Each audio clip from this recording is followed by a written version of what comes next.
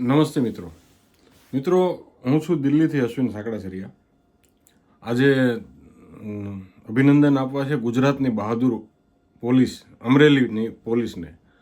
અમરેલીની બહાદુર પોલીસે જે કારનામું કરીને પ્રેસ કોન્ફરન્સ કરી છે, જાણે પાકિસ્તાનના કોઈ એજન્ટને પકડીને આવ્યા ના હોય ને અને એને શાબાશી દેવા માટે બધા ભેગા થયા હોય એવી રીતે પ્રેસ કોન્ફરન્સ કરે છે.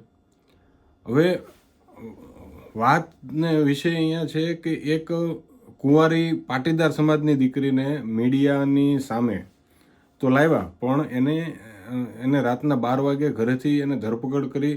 કદાચ મહિલા પોલીસ કોન્સ્ટેબલ હારે હશે કે નહીં ખબર નહીં, પણ રાતના સમયે એક દીકરીને ઘરેથી ધરપકડ કરી. અને એ પણ દીકરી કેવી કે જે રિસેપ્શન ઉપર કે જે એનું ટાઈપિંગનું કે ઓફિસમાં કામ સંભાળતી હોય. સ્વાભાવિક છે કે જ્યારે કોઈ નોકરી કરતા હોય, મારે ત્યાં પણ 2 બહેનો છે, હું એને કહું કે આ લેટર એક ટાઈપ કરવાનો છે તો એ મને ના પાડે. નોકરી કરવી છે એટલે એ હા પાડે છે અને કરી દે છે, મજબૂરી છે. અને આ મજબૂરી આ દીકરીઓમાં શા માટે આવી કે તમારી પાસે એક તો ગુજરાત સરકાર લખીને રાખે, આપણે નોકરીઓ નથી આપી શકતા, એજ્યુકેશનની જે વાતો કરીએ છીએ ને, આ એટલું મોંઘું એજ્યુકેશન દીધા પછી પણ તમારી પાસે નોકરી નથી. અને નોકરી નથી એટલે આ પ્રાઇવેટમાં બિચારા 8-10 હજારમાં દીકરીઓ કામ કરતી હોય, 15,000 હોય વધીને.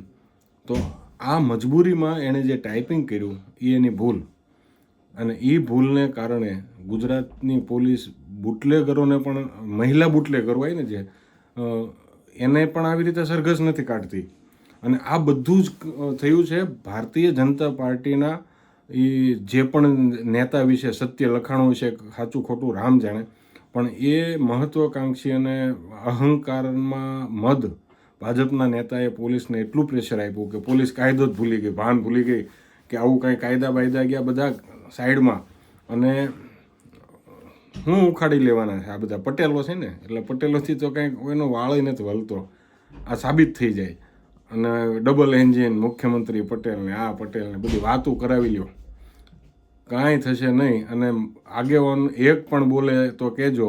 અને ભારતીય જનતા પાર્ટીનો ખેસ પહેરી લીધા પછી હાર્દિકે હવે બોલાવી લ્યો એની પાસે એક લાઈન, અડધી રાતે બંદૂક લઈને આવી છે એમ, પણ કઈ બંદૂક એ કહેતો જ નહોતો, ઓલી બીજી બંદૂક લઈને નીકળી જાય અડધી રાતે. એટલે આવા બધા જેના હાથ પગ બંધાઈ ગયા હોય ને, અને ભાજપમાં અત્યારે ઓલા હમણાં કોઈક નેતાએ કીધું હતું કે ગુજરાતમાં દારૂ અડધી રાતે જેવું, અડધી રાતે ક્યાં 24 કલાક હોમ ડિલિવરી મળે છે. ખોટું કાંઈ કીધું નથી, પણ પોલીસને એમાં તો છે ને બધું આમ કાચબા થઈ જાય. પોલીસવાળા બધા હાથ પગ મોઢું બધું અંદર નાખી દે, કાચબા થઈ જાય. અને આવું કંઈક હોય ને, ખાલી લેટર લખ્યો છે એમાં તો એ દીકરીને રોડે ચડાવી અને એની પરેડ કાઢીને એને સાર્વજનિક કરી દીધી. ને હવે એના વ્યવહારનું હું એ બધાની વચ્ચે તમે એનો આખો ફજિયાતો કાઢી દીધો. પણ હવે કોઈ આગેવાન નહીં બોલે. ઓલા બધા ભાજપના નેતાઓ હતા ને, ઓલા માંડવી કાંડ વખતે કોઈ ચમરબંધીને છોડશું નહીં, રાજકોટમાં ઓલી સૃષ્ટિ રેયાણીવાળું કાંડ, કોઈ ચમરબંધીને છોડશું નહીં. અને આ પોલીસને કંઈ આવી દીકરીઓને જો પરેડ કાઢતા હો તો તમારામાં તાકાત હોય તો મહિલા બુટલેગરો ચાલુ ઓલા દિવસે ધોળે દિવસે દારૂ વેચે છે, એના તમારા એનો હાડલાનો ઓલો પલ્લું પકડીને વાહે દોડે છે. આ પોલીસવાળા એ મહિલા બુટલેગરનું પલ્લું પકડીને વાહે હંતાતા હોય ઈ કરીને. ન્યા કેમ બધા થઈ જાઓ છો? અને આવી બિચારો હાવ પોચું ભાળીને આંગળી ખૂતાડે. અને આ તો ગુજરાત છે ને એમાંય આ પાસે હુંવાળી કોમ પટેલ. એટલે આ દીકરીને તમે રોડે ચડાવીને એનું સરઘસ કાઢ્યું. હવે ઓપરેટરની નોકરી કરે છે એનું સરઘસ કાઢ્યું તમે. અને એક નેતા કે એક આગેવાન બોલે કારવે કહેજો. કારણ કે ત્યાં શું છે કે એને બધા ઓલા મુખ્યમંત્રીને પડખે ફોટા પડાવવા હોય, સારું દેખાવું હોય, કામ કઢાવવા હોય, પ્રોજેક્ટ પાસ કરાવવા હોય, એટલે એ કોઈ નહીં બોલે. અને નાનો માણસ બિચારો કંઈ એની પાસે ટાઈમ નથી હોતો બોલે કેવો. એટલે આ બધું સહન કરતાં શીખો, પાટીદાર સમાજ સહન કરતાં શીખો. અને બીજી બધી તો સાઈડમાં ગઈ વાત, પણ હવે નોકરીની વાટ જોતા હો ને તો આવું બધું છે ને, બધું ઓન પેપર સારું લાગે. આ ડિગ્રીઓ લીધા પછી તમારી પાસે નોકરીની કોઈ ઓલી નથી વ્યવસ્થા, અને પછી આવી રીતને પોલીસના અને નેતાઓના દબાણમાં જે રીતે કામ કરવાનું, જે કે એ કરવાનું, આવી રીતે ચાલતું હોય ને, એટલે છે ને આમ હવે તો રસ જ નથી. મને તો આ દિલ્હીની ચૂંટણી અત્યારે માથે છે, પણ ઓલું કહેવાય ને પુષ્પા ભાવ, પુષ્પાનું આજે યાદ આવી ગયું. બોલો, ઓલા પૂજારીને કેજરીવાલે કીધું ને કે અમે 18,000 આપશું, તો આ ગુણ્યા 5 વર્ષના 18,000 મહિનાના ગણીને ભાઈ હમણાં છે ને બેસી જવાના થેલો લઈને આવો એક પછી એક. કયા પૂજારીને જોતા છે 5 વર્ષના? કંઈક ઓલો કેલ્ક્યુલેટર મેં કાલ જ જોયું. બોલો, આ પિક્ચર જોયું ને મેં કાલ રાતે, ત્યાં 31st મેં ટોકીઝમાં પિક્ચર જોવા ગયો હતો હું. તો એમાં ઓલો કેલ્ક્યુલેટર દઈને કે આ પૂજારી કયો છે તારું? 18,000 કેજરીવાલે કીધા છે, 18,000 ગુણ્યા 12 ગુણ્યા 5 આલે આપો આને, આ આપણા. એટલે આવી રીતે હવે ચડી ગયા. બોલો, બિનદાસ.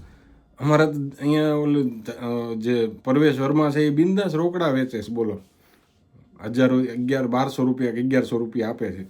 હવે કોઈની બીક નથી રહી ને હવે કાંઈ એવું છે નહીં કે હવે પૈસા થઈ ગયા છે. માતાજીની દયાથી નરેન્દ્રભાઈ નામે બધું હાલે છે. એટલે બેટી બચાવો, બેટી પઢાવો, નારી સુરક્ષા સુરક્ષા બધું ગયું ડબ્બામાં.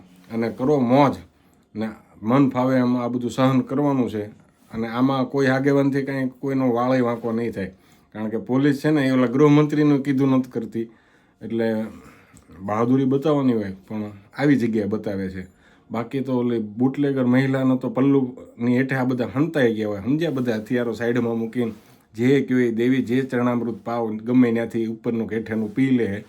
પહેલી ધારનો દારૂ પી છે ને બધું પહેલી ધારનું પી લે એવા છે આ. પણ બહાદુરી આવી દેખાડશે, આ બીજે ક્યાંય નહીં દેખાડીએ કે. એટલે પટેલ સમાજના જે નાના મધ્યમથી પણ નીચેના વર્ગના જે મોટો બહોળો જે એક આખો વર્ગ છે એને દીકરીઓને નોકરી કરાવશે અથવા તો ઘરે તો બેસાડાય નહીં, કારણ બધા રળે તો જ ભેગું થતું હોય. પણ આવી બધી તૈયારી રાખવાની, અપમાન સહન કરવાની, તમને ગમે એ કરી શકશે. કારણ કે આ ગુજરાત ગતિશીલ ગુજરાત છે અને ગતિશીલ ગુજરાતની આ સંવેદનશીલ એ તો વયા ગયા. પણ આ હું મૃદુ અને મક્કમ સરકાર એના રાજમાં ઓલા લાલજીભાઈએ જે લેટર લખ્યો છે એવો લેટરથી કાંઈ ફરક પડતો હોત ને તો ક્યારનો પડી ગયો હોત. પણ આ બધા આંધળા બેરાનું ઓલું રાજ છે અને એમાં આપણે બધું ચલાવવાનું છે. જય જય ગરવી ગુજરાત, જય ભારત. બેટી બચાવો ને બેટી પઢાવો, પણ ઘરની અંદર રાખજો, નકર બહાર ગઈને તો ગાય ચડી જાય. જય ભારત.